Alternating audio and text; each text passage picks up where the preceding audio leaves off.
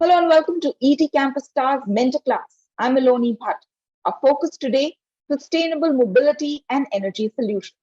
Did you know that the transport sector is responsible for around 60% of total oil demand globally? It accounts for 37% of carbon dioxide emissions. This data is from the International Energy Agency. But transport is at the very heart of economic and social development of a country. And therefore, the importance of sustainable mobility and clean energy solutions to drive mobility cannot be stressed enough. There's tremendous work being done, and there is a lot of disruption in this sector. In this masterclass, we've divided it into two sections. First, we'll hear from Jennifer Dungs, thematic leader, energy for transport and mobility at EIT InnoEnergy. She will tell us why new sustainable mobility innovations are crucial for our cities, especially, and how this will impact climate strategies. Next, we have a chat with Professor Dr. Frank Gielen, a student and an alumnus at EIT InnoEnergy. EIT InnoEnergy is also the Sustainable Energy Partner for ET Campus Stars, which is in its 5th edition. But first, let's hear from Jennifer Dungs.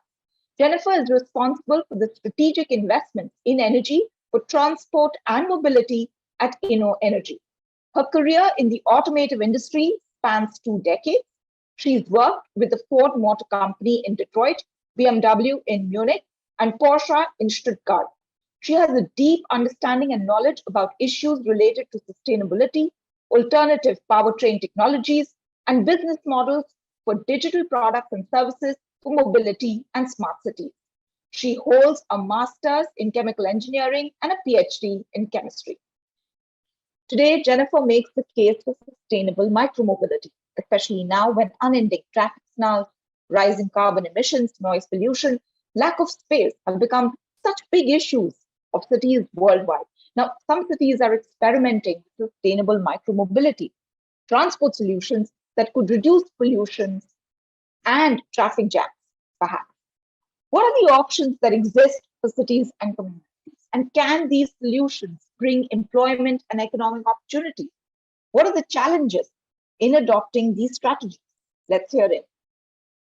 Welcome to everybody. Thank you for being here today. I'd like to give you a little bit of an introduction on the future of mobility and what you can expect in this field. So before we start talking about mobility and how it's transforming, I always like to set the stage with how our cities are changing. So today, cities represent just 2% of the Earth's crust. Yet more than 50% of our population is living in our cities, and it's expected by 2050 that 7 out of 10 people will live in our cities. 75% of the energy that's consumed is consumed in our cities, and 80% of all greenhouse gases are emitted in our cities.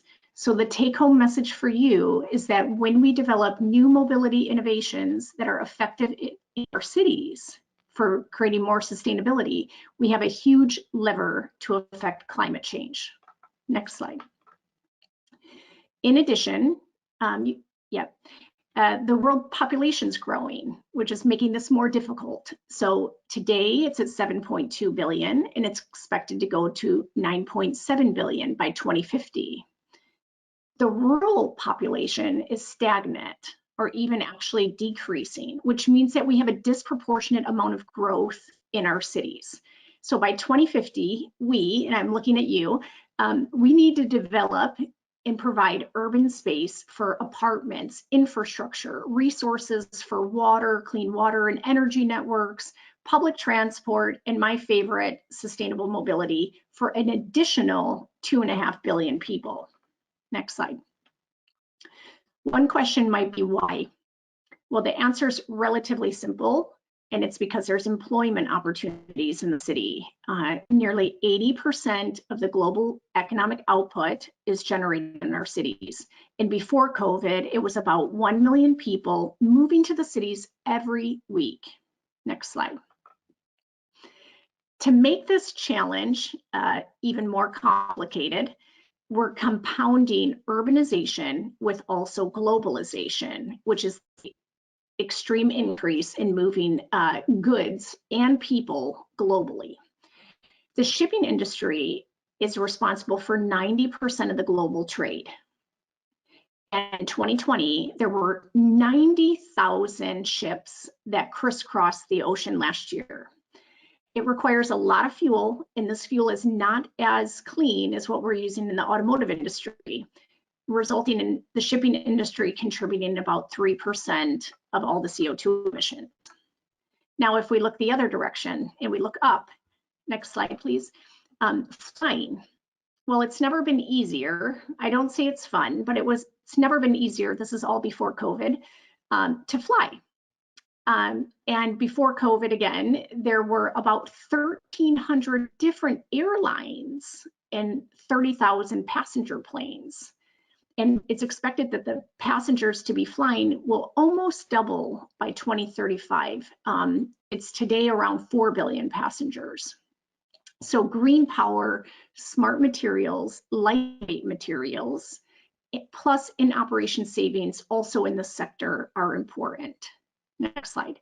But we also need high-flying, out-of-the-box innovations like Hyperloop, one of our investments. These are all needed in order to foster innovation towards sustainable short and long-distance travel, like ships, planes, and trains. Next slide. Now, when we start to look forward, where is all this headed and how do we look towards the future? One thing that's a message I would like you to take home today is that the projections say that the kilometers traveled for both people and goods are expected to triple by 2050. And again, it's partially because of the increase in population, but it's also the increase in GDP. So we need to not just design new innovations for the status quo today, but really for this expanding growth. Next slide. If we circle back to where we can create the most impact, and I will come back to cities in just a minute, but looking at all the sectors within transport, road transport is the main contributor, contributing about 70% of the CO2 and 65% of the energy demand. The good news, and we'll talk about this in the next slides, is that this transformation in road transport is actually already underway. Next slide, please. It's expected that we will see more disruption in these next 10 years than we did in the last 100. Now, I have not worked in the industry that long, but I have spent over 20 years now working in this big auto industry in the areas of alternative powertrain, electric mobility, new vehicle technologies, more recently also in the area of digitalization. And one important thing that I learned is that, next slide, the car is in conflict.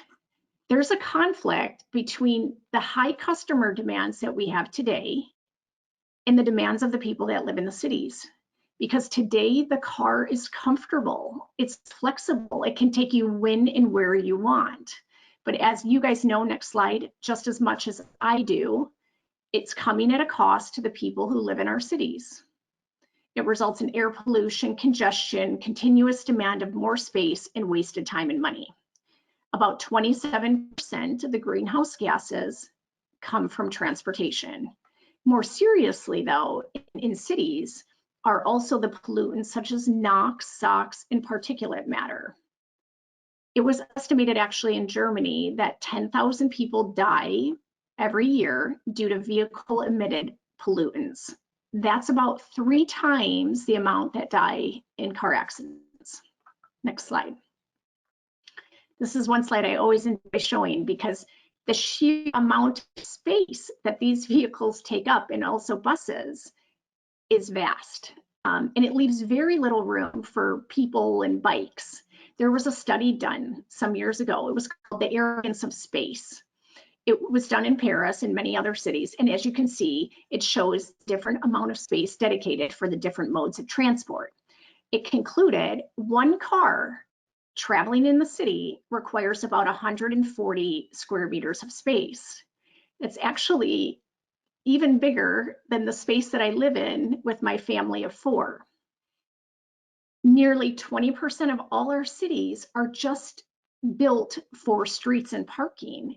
And yet, even with all that, a lot of us are still wasting time in congestion and traffic. It's estimated nearly 20 minutes of every 1 hour we're wasting looking for parking, etc.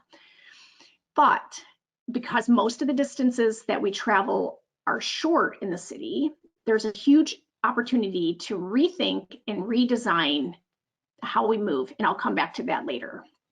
Next slide. With respect to road transport, we have a very good starting point now, and that's electric mobility. It's not going to be the solution, but it's definitely one of them, and one I'm quite passionate about.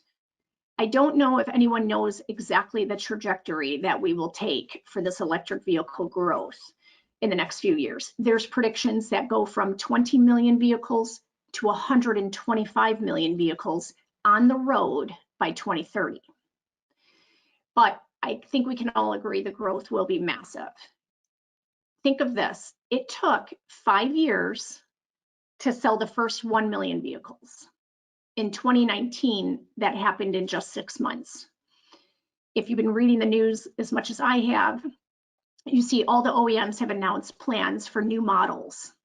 I've counted 400 new electric vehicle models that should be offered to the market by 2025, which is impressive.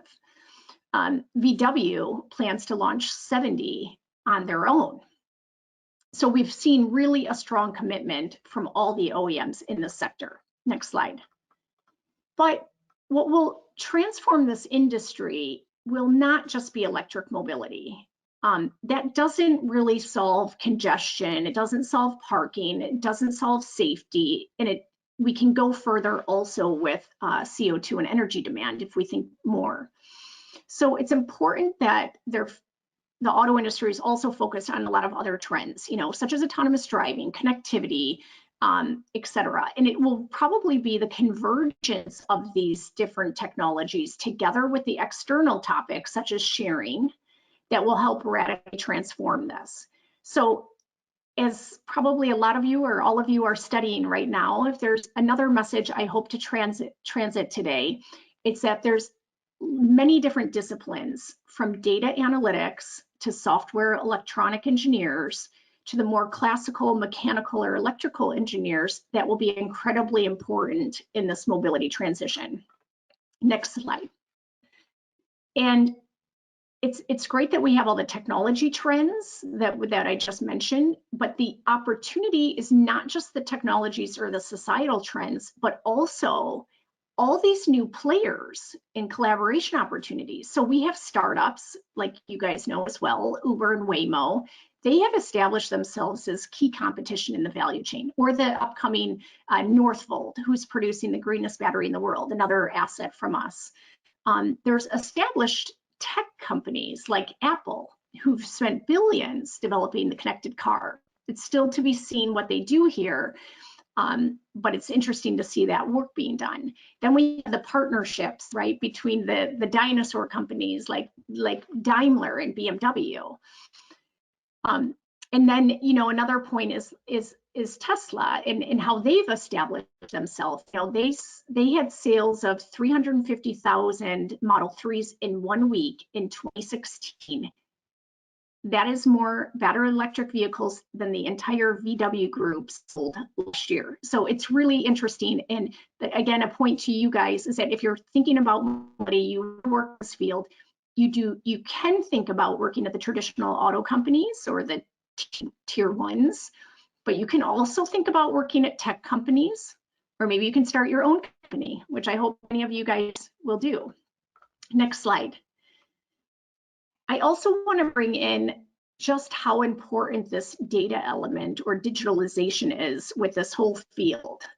Many companies have already understood this, and I think this will be the largest disruption of all.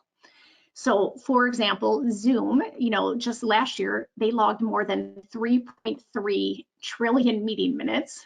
And, I know we're not on Zoom, but I think we're all contributing to the stats again today. But this was an increase of 65% from the previous year. Now, Zoom only makes 2.7 billion in revenue, but they're valued at 65 billion, which is not far off from what BMW is valued at. Yet Zoom owns no assets, no infrastructure. At the end of 2020, Airbnb was valued at 75 billion. They're active in 220 countries, but they own no real estate. Netflix is probably all of our favorite and the most used video streaming service. It had about 1 billion year revenue in 12 years ago, now has 25 billion. That revenue of 25 billion is very similar to what Porsche actually makes today. But these are examples of companies who don't own assets, such as hotels or telecoms or cinemas, but found a creative way to link the asset to a service. In the mobility space, it's obviously like Uber. So I think the important message to you is that you can no longer separate hardware from software, especially also in the automotive space. Next slide. I want to show an example of data. This was something that I did back when I was at the Fraunhofer Institute and also setting up a lab with MIT. Oh, I think you went one slide. Yep, there. It's supposed to be an animation, but sorry for that. Essentially what this picture of is, this is New York. We took 170 million taxi trips that are done in 1 year and looked at the pickup location and the drop-off location, and asked the question, if any of these people who were on a taxi trip were delayed between 2 and 5 minutes on the total trip, how many of those taxi trips could be shared? You know, I'm standing at this corner and you're standing at that corner. We could technically share a taxi if we were going in the same direction. Long story short, out of that 170 million, 95% of the taxi trips could be shared with a 2 to 5 minute total delay on the entire trip. That's a 40% reduction in trips, which would significantly reduce congestion. So that's another example of what we can do with data. Next slide, please. So, you know, all these topics that I've been talking about, autonomous driving or digitalization and even electric mobility, it's all been really focused on cars. And I want to switch gears now, and I want to get back to the topic from the beginning, which is mobility in cities. Because with respect to sustainability, we can have a very big impact in that area. With the new regulation from the European Union, it's called Fit for 55, in the current goals of what we have for electric vehicle sales, we will not meet the climate goals. There's still going to be a gap of about 165 million tons of CO2. One of the key ways to close that gap is to reduce the amount of kilometers traveled by cars and delivery trucks in our cities. So get people out of cars and into a purpose-built vehicle. Next slide. I think what's interesting to just stop at this moment where we are right now and say, what's happened in the last 2 years with COVID?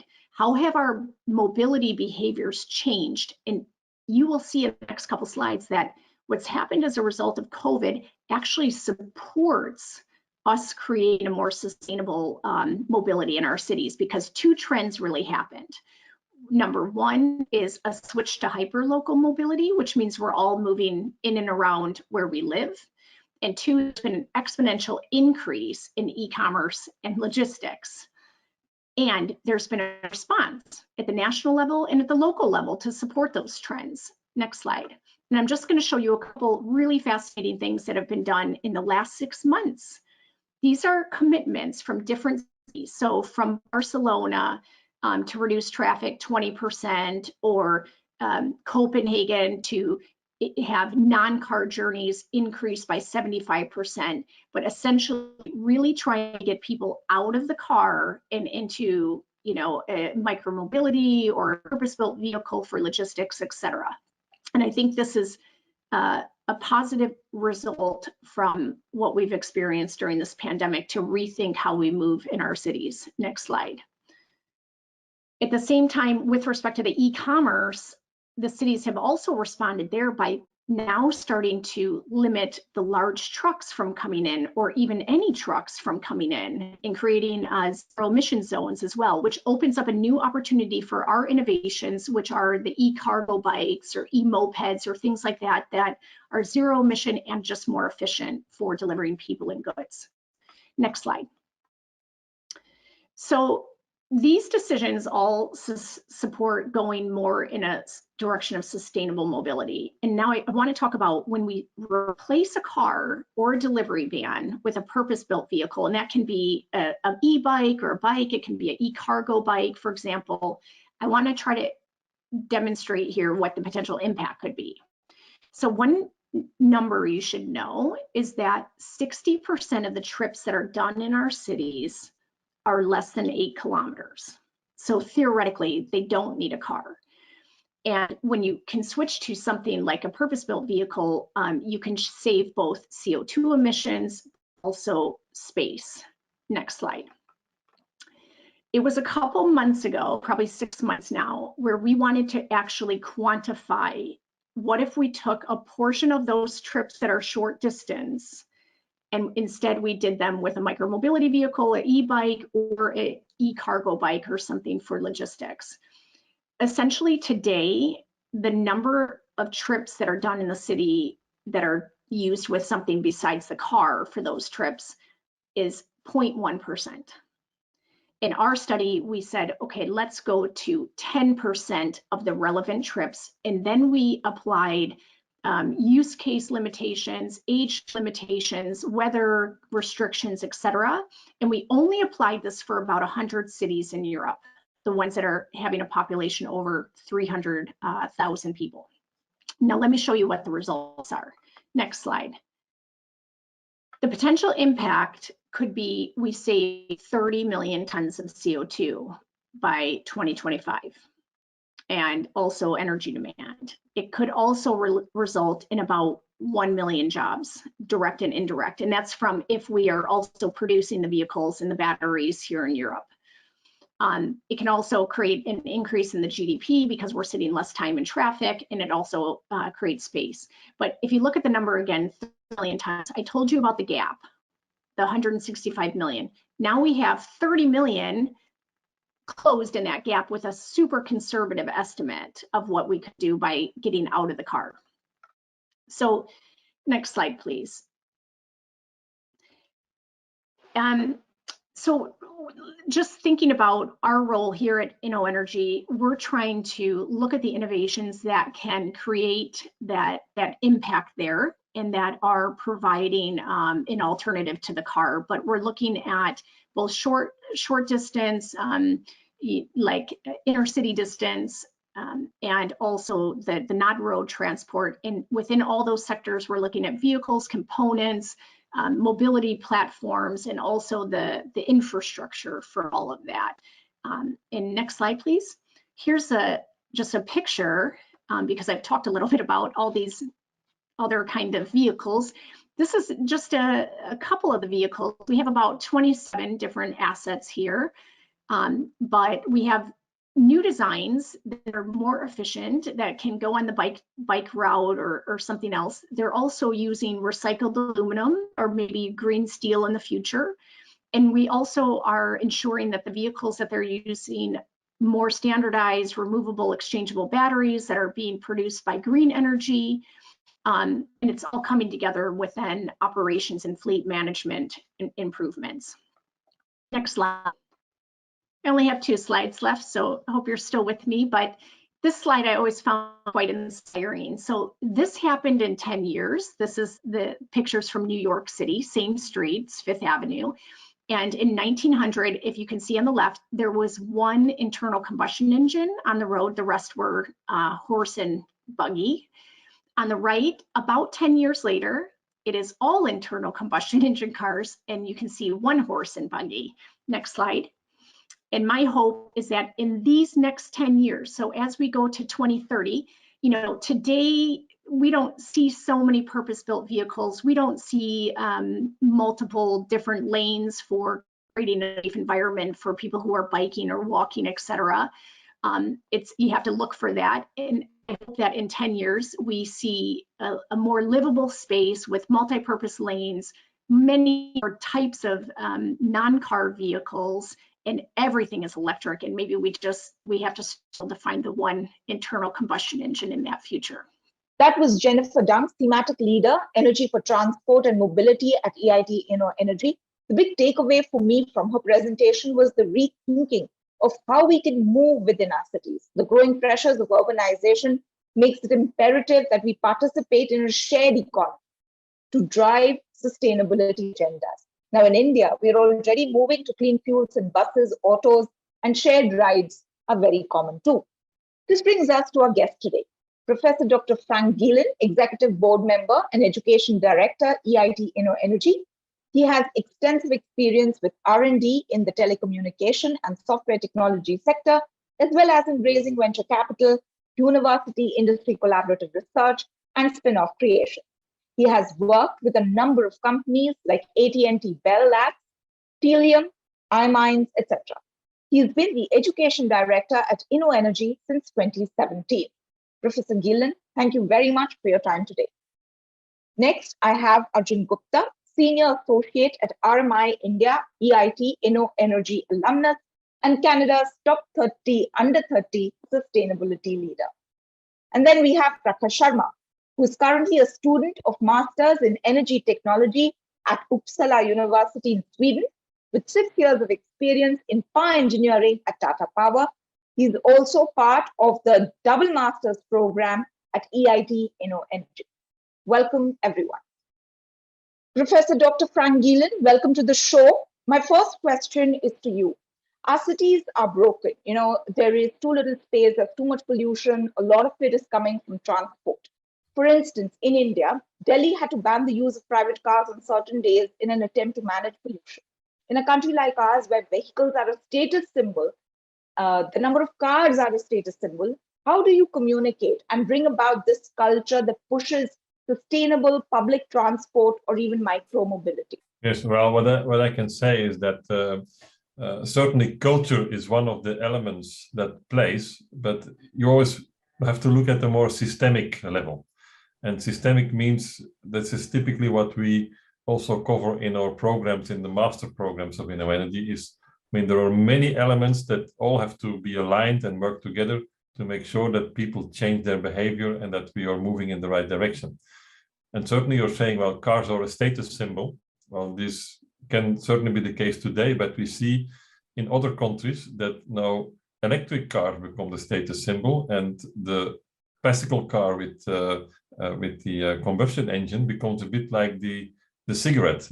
If you smoke cigarettes, it's no longer a status symbol. And that is a very slow movement, but that slow movement is not sufficient. So we really have to look into other things. And other things means, well, do government officials or do city planners invest in, for instance, providing safe bike routes? And you see a lot of the cities worldwide that have made enormous advancements into becoming sustainable cities.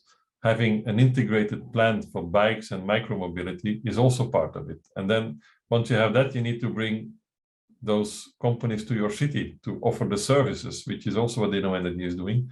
So there is a problem which makes that when you change mobility in cities, you have to change everything. And it's only when everything is changed and the experience is as good as what it was before or better, that people will change their habits and their culture. And that's how we see it, as a systemic problem. But Professor Gielen, I don't know, if you ever experienced India or, you're aware of the many complexities of our country.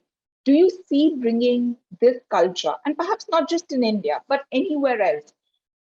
It's not easy to bring in this kind of cultural awareness. No, but like we say, for the energy transition in global, to change everything, you need everybody. And whether it's in Delhi or whether it's in Brussels or somewhere else in the world, change will only happen if the full society is supporting it. And that's why there is, there is on the one hand the technology that can make the change happen, and these technologies exist today, but we have to make them affordable and we have to make them available. And this can only happen if people want to use them. So it really starts very early when people or children go to school, to make them aware that it's good to drive the bike to school, but then they will only drive the bike if it's safe. And that's how it's certainly feasible, but it's a long road, and we have to continue to make progress on it at every aspect of our communities. It's really ironic because COVID pushed a lot of us who are actually using public transport back into our cars for safety. Many of us who live in cities are fully aware and they appreciate the risks, that because of polluting vehicles or because there's a lack of cheaper and cleaner options of travel. There is a dearth of policy, which really means that we can't do much. What, according to you, from your vantage, are the solutions to this? What is the role that educational institutes such as yours can play in getting us, the people of the world, to more sustainable options for transport, that is clean, green, and affordable? Well, you know that some famous person once said, education is the best way to change the world. And I strongly believe in this, which is why I have this position. And but it starts at the education at a very early age. I mean, people have to, or young people have to be comfortable with all the new things that are happening and have to be supporters of it and even become pioneers of it. And that's a mindset which is not present yet in all our schools. But certainly in the areas of education where EnergyNet is active, we try to bring not only the knowledge and the learning, but also the mindset. And we try to look for people that really are able to not only think, but also lead the change of this type of activity. So that's for me the main thing, is that you put it in the heads of people, but then also you have to make sure that it is not only a concept, but people start doing it. And that's the most difficult thing. And in education, we call it out of the comfort zone learning, because you're entering a new area which you don't fully understand, which you're not fully familiar with. Still, it's our role as educational organizations to help people to move in there. And that's the most difficult thing. So it's very important that education organizations take this type of new way of learning. It's not about filling the heads of people with concepts and theory. They also have to be trained and get comfortable with moving out of the comfort zone and doing the new things. And that's, I think, a key element. And you would say that that is one of the grounding experiences for students who come to an institute such as yours? Absolutely. I mean, if you look at the unique elements of our education programs, they are not the traditional university programs where you just sit in a classroom and learn about the theoretical concepts. We put a very big emphasis on learning experience in the real world. So addressing real problems, being confronted not only with the technology, but also how, for instance, communities and people are reacting on those new things.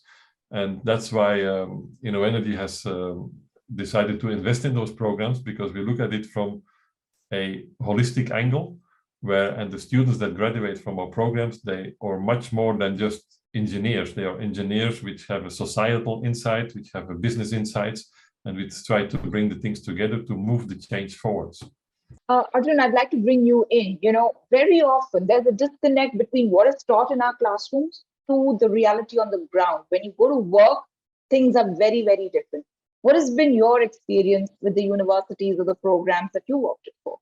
Yeah, so there's definitely a difference, a large difference between the academic world and how industry and market operates. But it's important to note that academics is the foundation for learning about any technology or sector.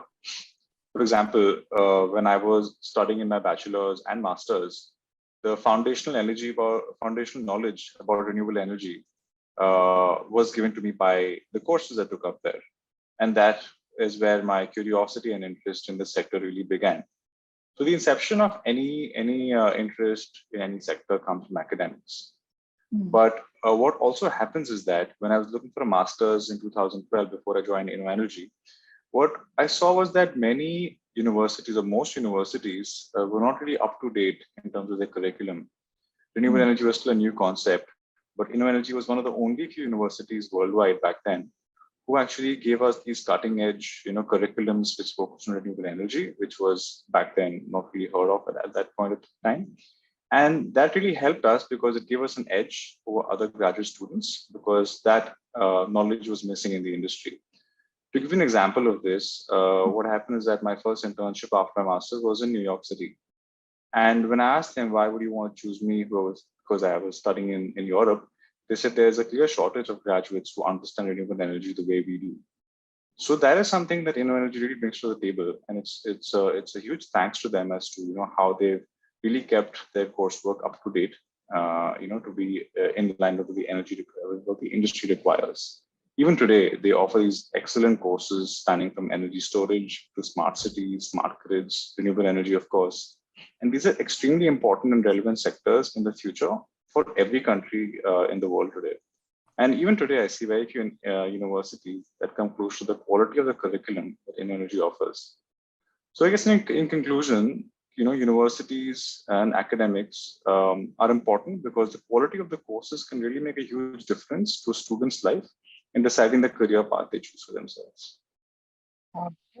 Prakhar, you and Arjun both had some work experience, before you kind of went back to the classroom. What was the motivation for you, and how did that influence the choice of the institute? So, post my when I used to work with Tata Power. That was about 4 years ago. The primary interest actually came from looking inside the organization, where the organization itself was headed in the energy sector, and there was a clear movement within India as well as at the global level, where everybody understood that the sector can't do with polluting sources like coal, like gas, etc. And there's a clear-cut movement. And within India itself, there was a very big movement in terms of academic nature of universities trying to push for courses within the renewable energy sector, as well as companies trying to train their employees.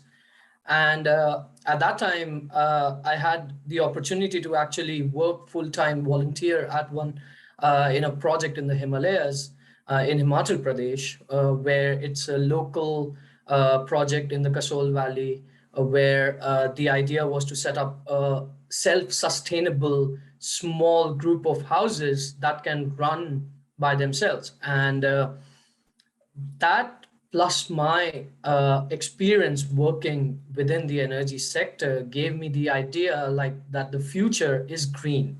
There is no way that any of us can or will be able to avoid that concept. And so I started looking at how to, because I came from the very core part of the sector in designing and engineering, I thought it's time to update myself within what's happening here within the renewable energy sector. How do we move forward?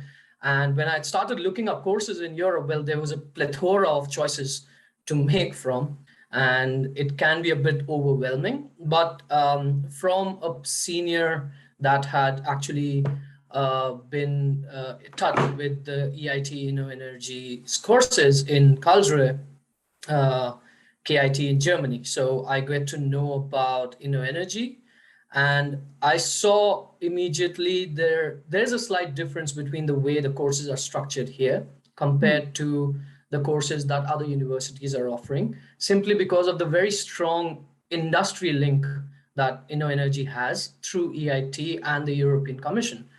And when I went through the courses, a lot of them were what I wanted to study based on my experience and my understanding from my professional work experience. And so choosing those courses, yes, was a difficult process, but I went through it in a manner of where my interest lies, and then asking people, talking to my seniors who were working outside, talking to some of my professors from bachelor's, and seeing how this could impact globally as well as locally in India. And yes, so that was the path I took, and I'm pretty happy about it right now.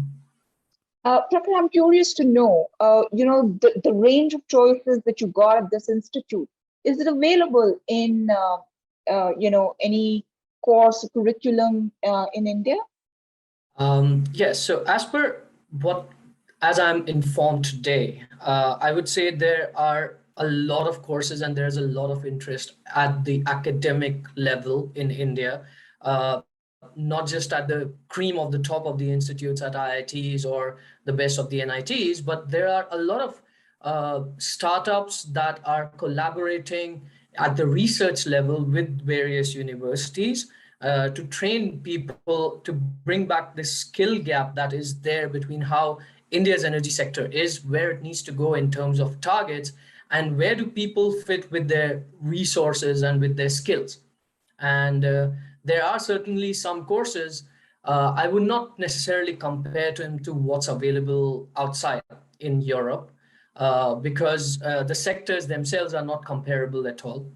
But speaking within the subcontinent in India, I would say there's plenty of interest and there's plenty of courses real time which attach themselves to what's happening in the industry. For example, I know some of my peers from bachelors have started up big firms which are very promising, and they very much are connected to our institute where we studied, and they talk to the professors and open up internships and opportunities where the students can come and basically make themselves aware of what the sector is, where it's going, and what skills do they need in order to fit in there.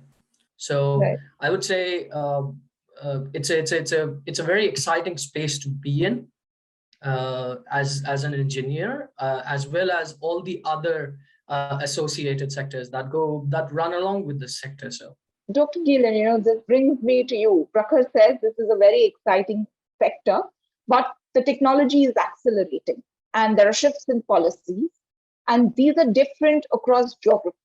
Now, with students looking to work in specific geographies, what are the challenges for institutes such as yours? How do you align it all?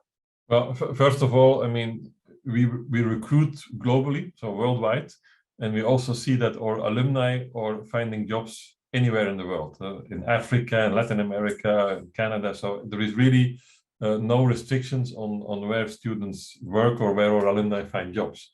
So in that sense, it's good for us as an institute that we have those connections to all those companies where they work.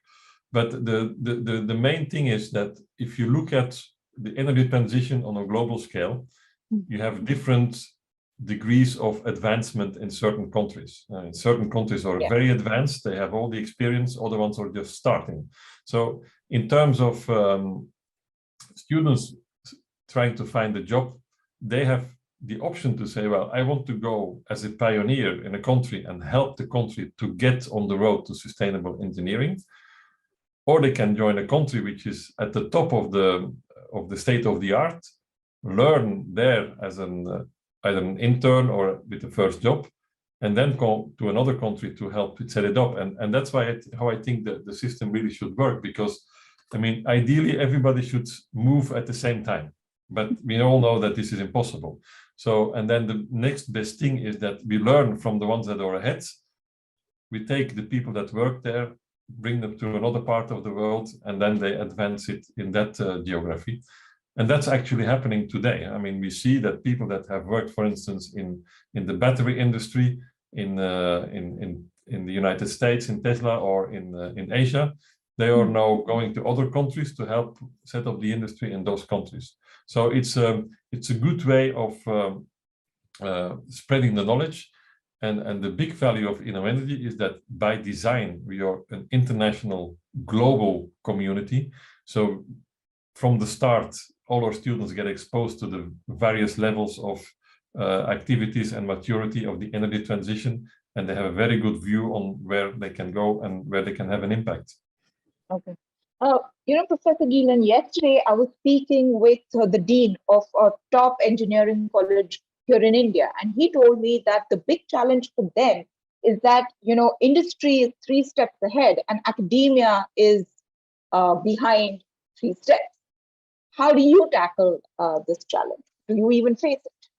Yeah, I would say I will not say it's true or false, but it's a statement that's very often made. And that's usually because academia is driven, or the courses in academia are driven from the research angle, which means, well, they may not be job ready. And that's really where InnoEnergy tries to make a difference, because when we look at I would say the skills and the competencies that students should have when they graduate, they need to be job ready. And our companies that hire our students really tell us InnoEnergy graduates, they hit the ground running. I mean, they know what the customer is, they understand business, they understand the business processes, in addition to being excellent engineers. And so that's where I would put the difference, because when they say academia is running behind, I would say, no, that's not true, because in terms of content, they may be ahead even, but in terms of skills that you need to make this happen, we are talking about a range of skills which normal or traditional universities do not offer. Innovation management, entrepreneurial attitude, communication, multidisciplinary working. And that's for me the silver bullet. I mean, if you add that into a program, then your graduates are industry ready. And that's exactly what InnoEnergy is doing. All right. Arjun, then let me come to you. You know, you were at Philippines, Canada, and now in India. You're working with a company that provides advisory services to various state governments and the center on issues surrounding solar, wind energy, electric vehicles, etc. Now, with your educational qualification, what role does your particular expertise play that helps India's government make better and informed choices? Yeah, no, it's a really important and relevant question. So I think first of all, we need to acknowledge the fact that we are undergoing a massive energy transition, not just in India but globally. Our entire energy ecosystem is moving towards completely new technologies, electric vehicles, renewable energies, you name it. And in the last 10 years, we saw renewable energy go from the fringe, we call as fringe technologies, to mainstream. This decade, we might see coal and fossil fuels move towards the fringe, and then renewable energy become the mainstay, and everything sort of centers around it. This is happening in India as well. In India absolutely, as well? Absolutely. If you look at India, Mr. Modi's recent announcement at COP26, he wants to make 50% of all energy by renewables, in the next 10 years. That's a huge ambition. So basically, some of the largest sectors in India, like transport and power, which are integral part of our infrastructure, are seeing a massive overhaul. But at the same time, governments across the globe, and India, of course, are struggling to keep up with these advances. And because these changes are so drastic and very different from how legacy technologies function, there is a steep learning curve that policy makers are expected to keep up with, which is challenging for them. That's where specialists like us come in. What we do is we basically track the global advancements in technologies and assist policymakers in creating or updating these policies that are in line with these advancements. We keep an eye out for how global policies are drafted around these technologies and analyze them as to how they would fit in India's context. The other one challenge is that many government agencies in the center and the state struggle with upskilling, which is really vital when you're talking about building policies and frameworks for technology which are rapidly evolving as we speak. So we handhold these agencies and conduct consistent consultations, capacity building workshops, draft relevant literature that can help these agencies and the personnel in these agencies to really understand the nuances of technologies that are crucial for drafting regulation and policies. Because the end objective for us as an organization, and for myself as well, is to accelerate the deployment of clean technologies. And we believe that the largest impact will be made by informed decision makers. And we have so far been quite successful in that endeavor. So how tough or easy has it been for you? Trying to convince governments to look at things differently. So it's an extremely slow process. We're talking about a complete change in mindset, talking about a complete change in the status quo. And a lot of the legacy policymakers or a lot of the legacy policy culture is to remain in the status quo. So that's where we come in. At the end of the day, we have to identify how to convey the advantages and benefits of this transition as not just economically, but the social benefits and the overall environmental benefits that it brings to cities, states, and the overall country. And that basically is how we make the change in mindset happen first. And once the change in the mindset happens, that's when you see changes in policymakers and their regulation as well. All right, all the best with that. Prakhar, my last question is for you. For those who are looking to invest in an education in, say, energy technologies, how should they go about evaluating their choices when it comes to institutes? Do you have any words for them? Yeah, sure. Incidentally, I do get this question a lot from juniors back home. I would say it might be a little cliched way of thinking and an old-fashioned way, but the idea that you first need to answer the question, what are you interested in, seems like to me the priority thing that in the long run of studying from school to college and then to masters or whatever, people tend to ignore. I would say let's go back to that question and make students understand the sector is large. It's immensely massive, the amount of opportunities that are growing and also which are present today. So to focus on something that you want would be a very nice way to go about things. A couple of things that I did was, well, I drew from my personal experience, my professional experience at Tata Power. And then I also spoke to a lot of people within a varied age group, which actually made a lot of difference. So you do not just speak to your peers what they're doing, you speak to your seniors, you speak to professors, try and reaching out people that you don't know, because they bring to table perspective that you would not expect simply. And whether you're looking to study abroad or whether you want to continue within this sector and grow your skills at an institute in India, the whole idea is you understand where the sector is going. And then from there, you narrow down to, okay, these are the options that I can do. Maybe I can go for energy storage because that is an essential part of the way the renewable energy sector has to move forward. Or maybe if you are extremely interested in the idea that nuclear energy is here to stay and is going to play a very crucial part in the transition story, well, then that's for you. So talking to a lot of people and reading about daily stuff, what's happening, policy making. There are like every day. We recently had, like for example, announced the hydrogen policy in India, which everybody is quite excited about. So I would suggest anyone, particularly last year students who are looking to explore courses here and there, to also keep on reading about keeping themselves, on top of things a little. And then from there, you can, look at courses, curriculum, see if an year of study or 2 semesters or 3 semesters of tolerating these courses make sense for you. And then you can chart a long-term path out of that. That would be a broad level framework on how to go about doing it. Of course, you can take the top of, yeah. No, go ahead, Prakhar. So yeah, I was just saying there's the other way. Another way would be to actually say you want to work as a design engineer at a certain firm. And these are the skills that they look at. And so you do a reverse approach and see where, what courses would lead you to basically end up there. And that could be another way to look at it, yes. All right. Prakhar, from what you tell us, there are many choices now for students and for professionals who want to get an edge. And as you say that, energy technologies, the field is large, the opportunities are growing, expertise, deeper knowledge that can guide our choices in sustainable mobility solutions is crucial, not just for our cities, but also for our future.